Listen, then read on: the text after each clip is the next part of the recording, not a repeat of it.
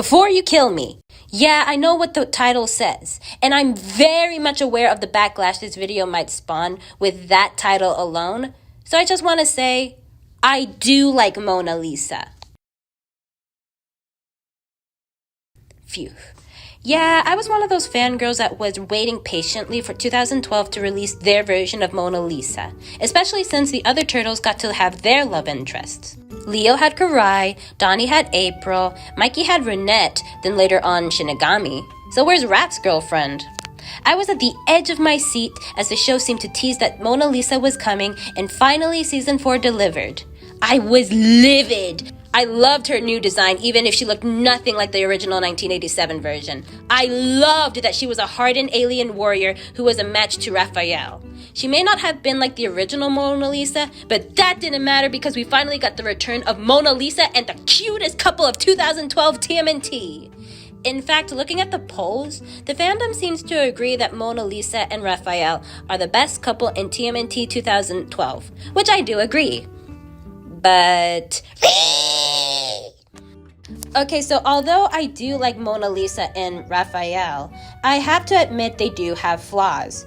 You can still like something and still admit it has issues or even major flaws, believe it or not. Raph and Mona's relationship, in my opinion, is the best, but that's not saying much compared to the rest of the roster. So usually in these videos, I'd focus on the character itself and talk minimally about the relationship just to be fair. But in this case, Mona really is just Raphael's love interest. Yeah, if you saw my April video, you know what I'm talking about.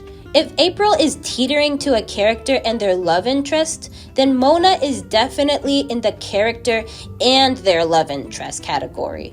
She really is just there to be Raph's girlfriend, which makes it hard for me to just talk about her as her own character without the video being no less than 2 minutes. So with that, I'm going to actually dissect Ramona as a whole. We're going to dive in to see if Ramona really deserves all the praise it gets, or if it's not as good as we remembered. With the first episode Mona Lisa appears in, Mona Lisa, or Yagithba, appears in Season 4, Episode 2, where she and her commander crash land on a planet after the turtles rammed into them.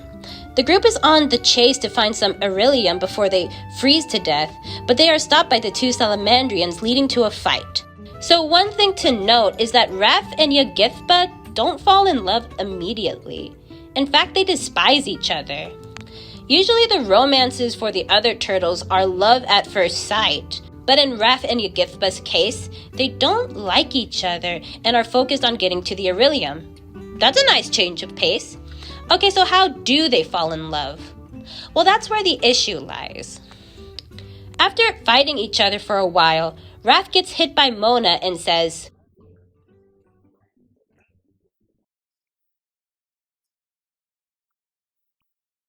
"What do you mean you've never been hit like that before? Are you saying in all the fights you've been in, you've never been hit as hard as that until now? And you liked it? Raphael, you masochist, you!" Although, yeah, it's weird that Raph fell in love because of a hit, it does make sense for him. Raph has always been the fight first, talk later type of guy. He's always been fight obsessed and always pushes the team to take training and battles seriously. So him falling in love with someone who, in Mikey's words, "She's like bigger, stronger, and probably a better fighter than you." Exactly. What a woman. Makes sense. After they get beaten up, the group starts making fun of Raph for having a crush on a salamandrian. Do you think a turtle can, date a newt? Dude. What? You really are running low on oxygen, Raph. What are you gonna do, ask that giant newt out on a date? You're all simps. Every single one of you has either simped for a girl, put the team in jeopardy because you liked a girl, or made an ass of yourself because of a girl. Shut the fuck up! So Raph decides to go after the salamandrians and tries to convince them to team up, to which Yagithba replies,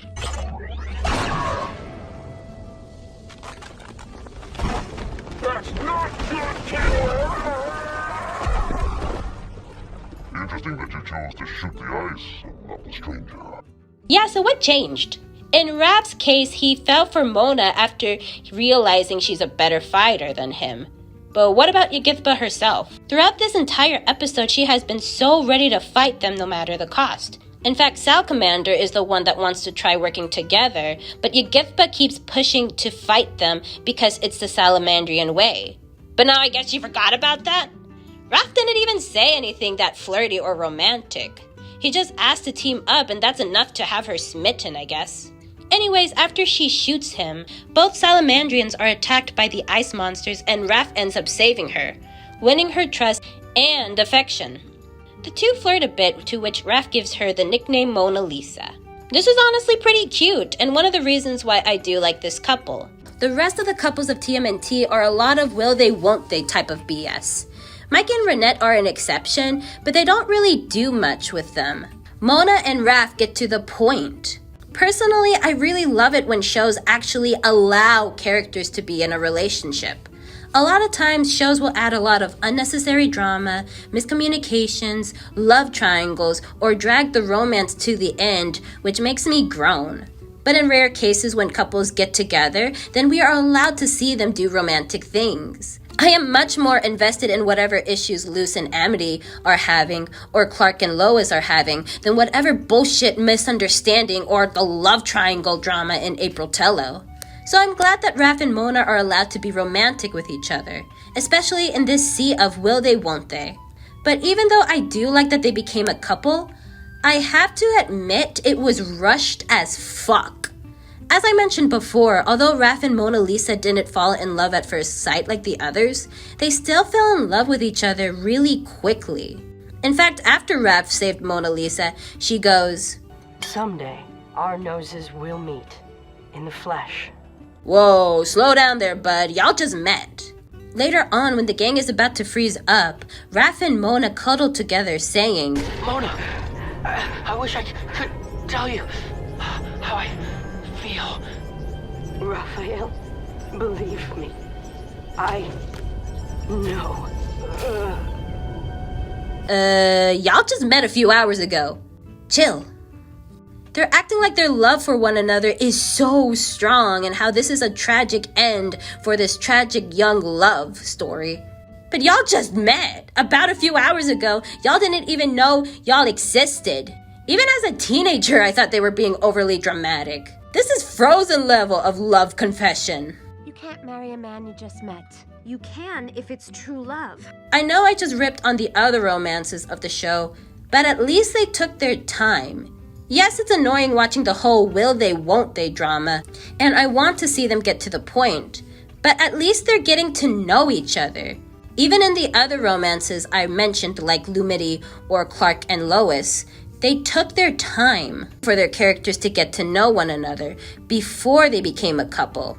Amity and Luce had a few episodes of being rivals, then friends before they became girlfriends.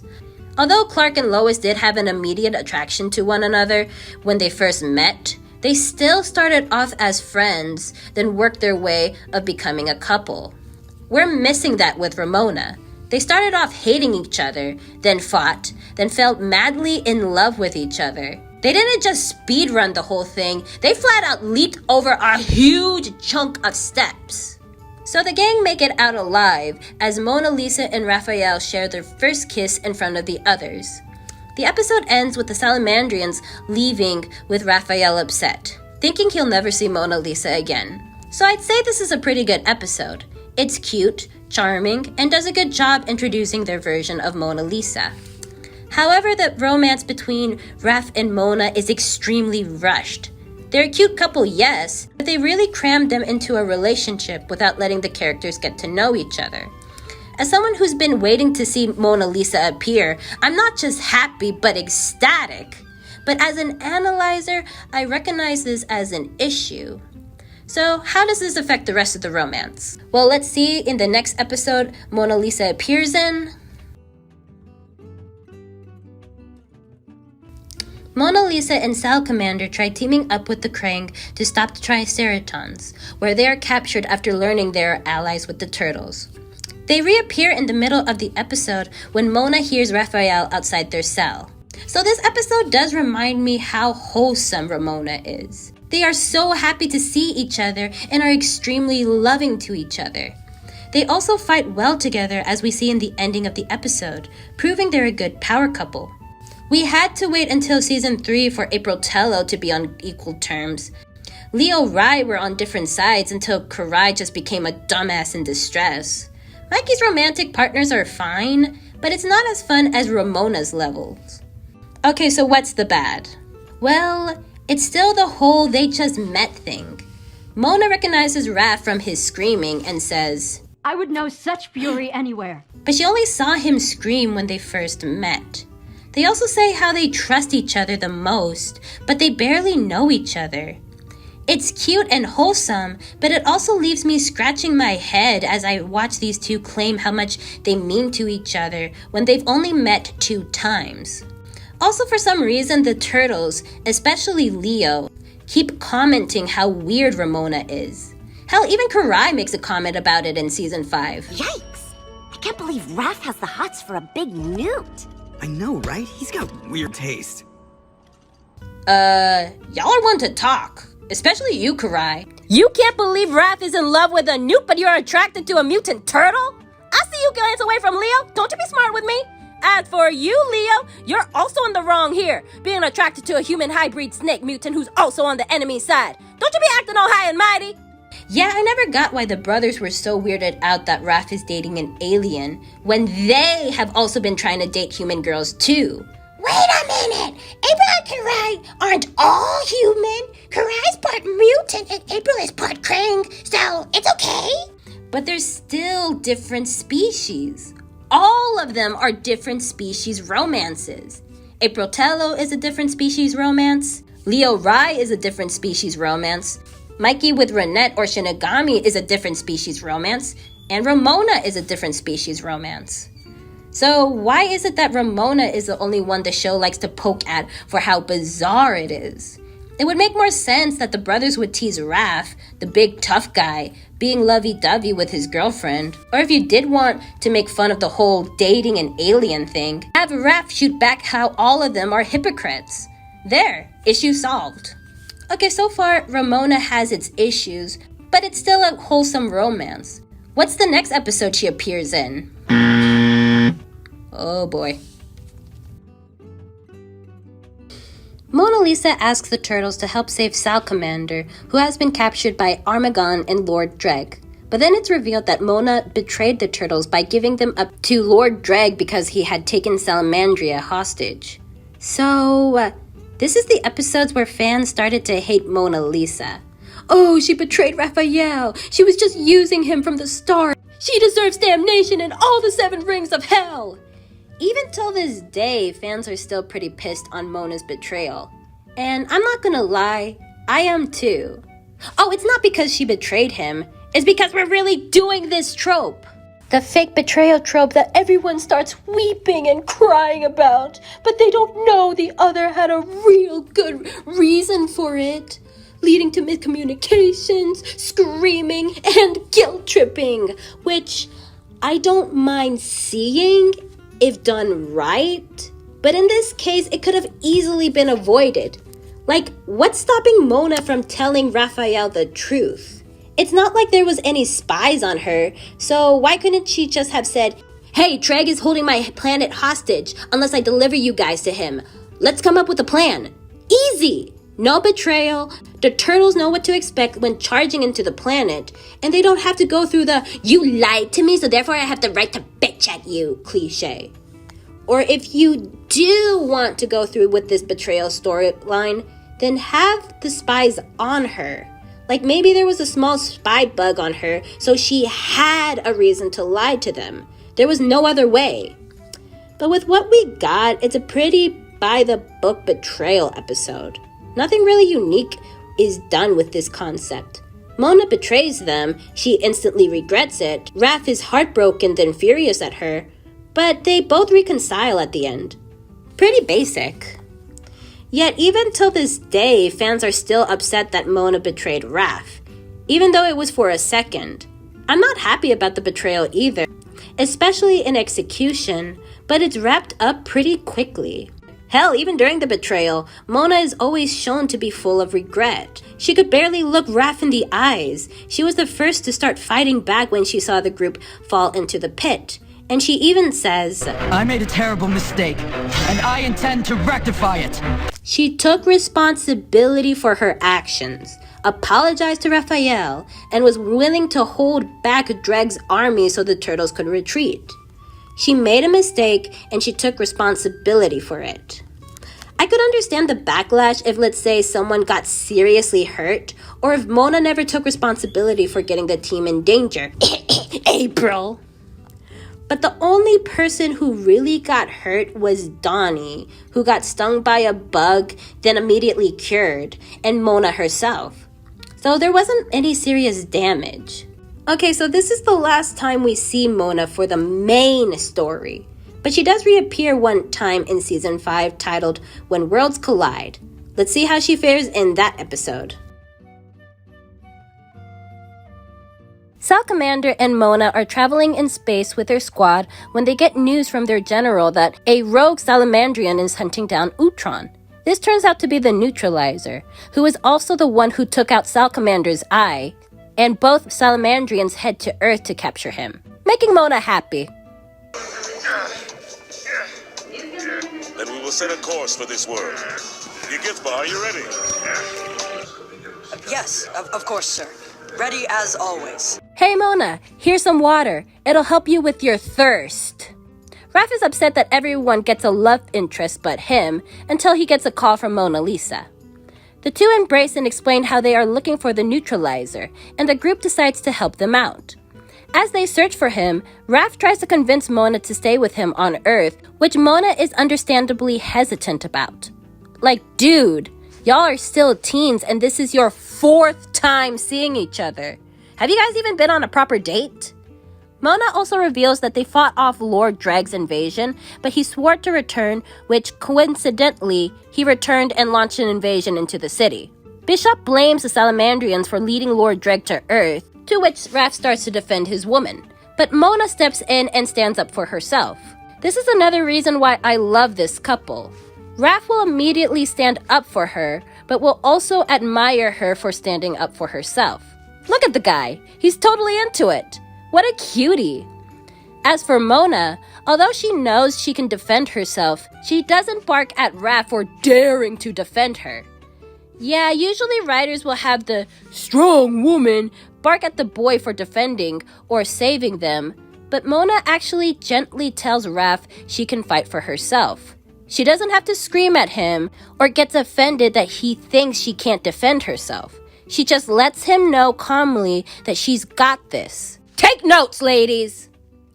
After the group defeats Lord Dreg and the Neutralizer, Mona decides to stay on Earth to Raph's delight. He invites her to join the mighty Mutanimals, and the episode ends with the two snuggling, with everyone being a hypocrite and judging them. So now that Mona Lisa decides she's going to remain on Earth and join the mighty Mutanimals, what is she going to do? Why?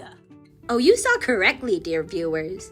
They have Mona Lisa stay on Earth to be with Raphael, and they do nothing with it. She doesn't even appear in the Season 5 finale when the mighty Mutanimals helped the Turtles defeat the 80s villains. Look! Where is she? Mona! Mona, where are you? Mona! What was the point of having her stay on Earth to be with Raph if she's, you know, not gonna be with Raph or any other episodes? She's not even mentioned again, like in the Mutant Apocalypse arc. Where is she? Why doesn't Raph at least mention her or brood for her or, I don't know, miss her? So this episode really is the last time we see Mona Lisa. And I guess this is a cute conclusion to Ramona, but like I said, if she's going to stay with Raph, then do something with it. This episode could have just said they kept a long-distance relationship like how Mikey and Renette had, and it would have been better because now I wouldn't be wondering where she is for the rest of the season. Okay, so now that we've gotten through all the episodes she appears in, let's head to the final thoughts. Mona Lisa was in a total of 5 episodes, where she was presented as just a love interest. Although Ramona has to be the only couple that officially became boyfriend and girlfriend and are the most wholesome, their relationship is extremely rushed. Although it's not the love at first sight trope, it's still just as bad.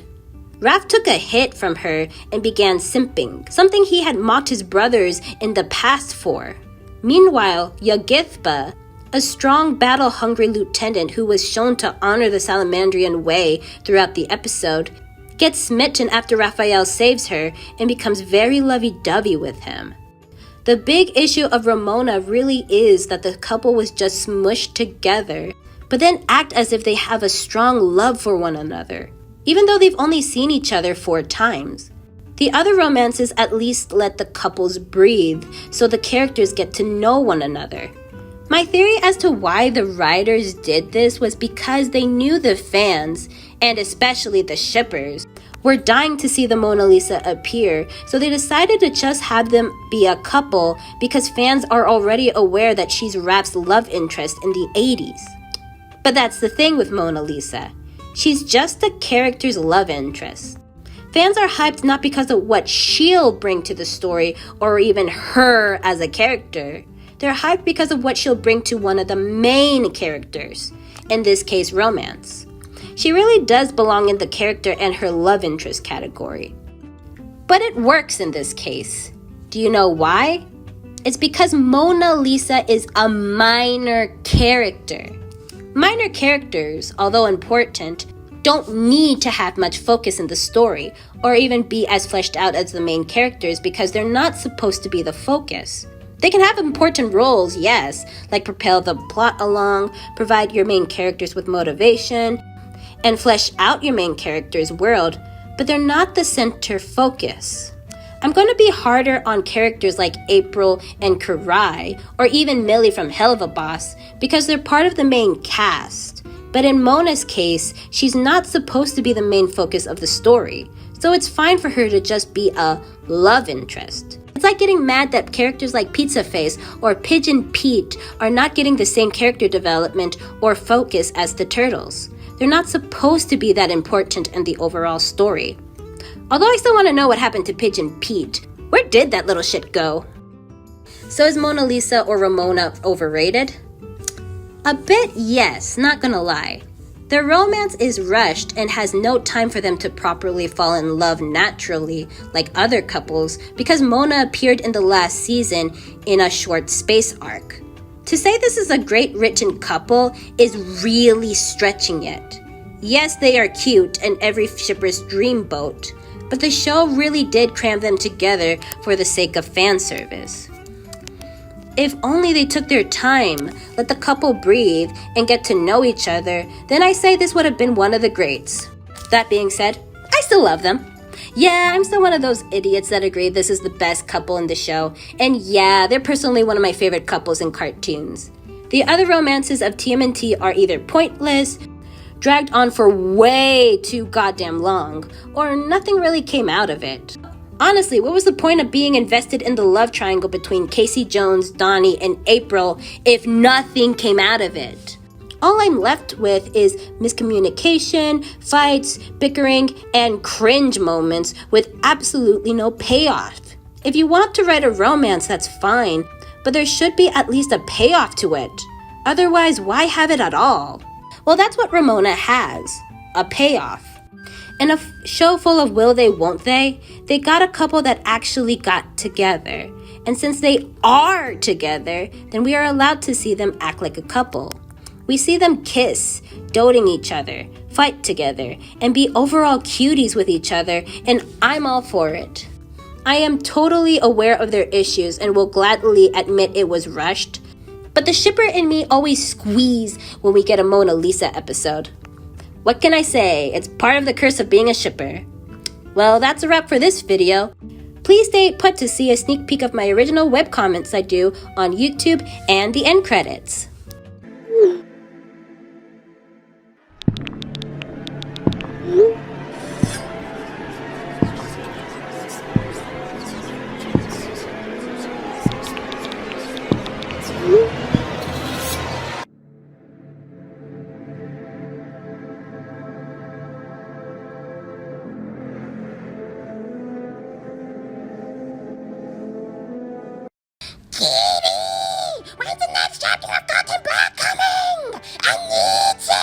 I need to know! I can't live without it! I'm gonna keep spamming the comments until it comes out!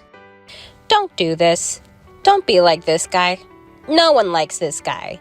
Yes, Chapter 7 will take time to make, but the good news is that now you can read it on my Patreon. New pages come out every Thursday at 5 p.m. Eastern Standard Times. It's only $3 a month, or you can sign up for my new $5 a month tier, where you can receive 2 free prints from me every month and get access to deleted scenes from Goten Black. The more you guys sign up, the less hours I have to work, and I can focus on getting Goten Black out quicker. We also have channel memberships on YouTube for $1.99 a month, where you can have access to behind-the-scenes commentary, and we have super things if you want to make a one-time donation, which will also be shout out in our next video. Can't afford that? That's okay, because you can also help by liking and sharing this to everyone you know to help this channel grow. Also, hit that subscribe button to help support the channel. Just 2K more subscribers to our goal of 5K. Thanks, guys, and stay unhinged. Can you have Goten Black meet Azula and Bill Cipher? What?